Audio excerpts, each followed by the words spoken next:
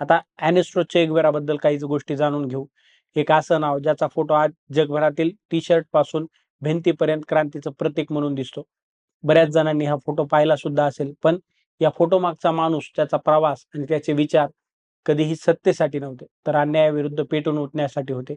एक असा क्रांतिकारक ज्याला सत्तेचा कधीही मोह नव्हता. क्रांतीचा महानायक, थक्क करणारा त्याच्या जीवनाचा प्रवास होता.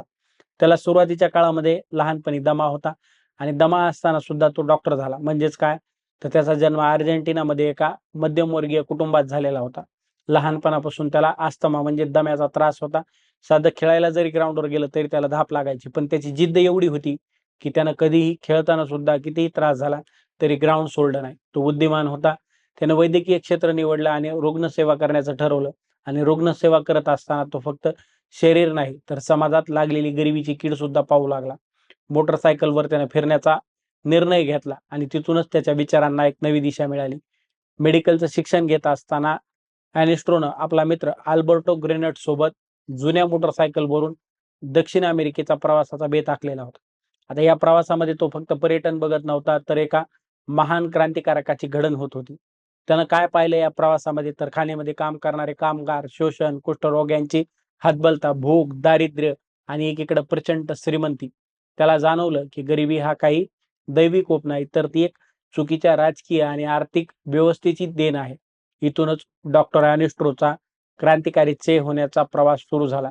पुढे याच माणसानं क्युबासारख्या देशाला स्वतंत्र करण्यामध्ये महत्वाची भूमिका फिडेल कॅस्ट्रो यांच्यासोबत निभावली. त्यांची भेट मेक्सिकोमध्ये झालेली होती.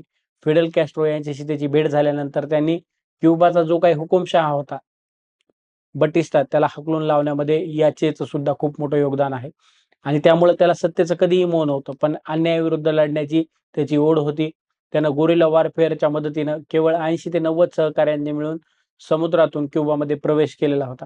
आणि सुरुवातीला त्याच्यातही मोठी हार पत्करावी लागलेली होती. आणि एक विचार करू शकता, एक देश स्वतंत्र करण्यासाठी फक्त 80 ते 90 जण जातात आणि त्या देशाला स्वातंत्र्य मिळवून देतात.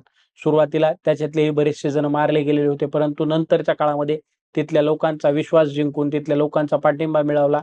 आणि त्याच्या जीवनामध्ये सर्वात महत्वाची घटना या सगळ्या क्युबन क्रांतीमध्ये आहे, ती म्हणजे सांता क्लासचा विजय. आता हा नेमकं प्रकरण काय आहे, तर सरकारी ट्रेन जी आहे ती रुळावरून पाडून त्याच्यामध्ये जो शस्त्रसाठा होता तो जप्त केला, जो क्युबन क्रांतीसाठी एक मोठा टर्निंग पॉईंट ठरलेला होता. 1959 मध्ये क्युबा स्वतंत्र झाला.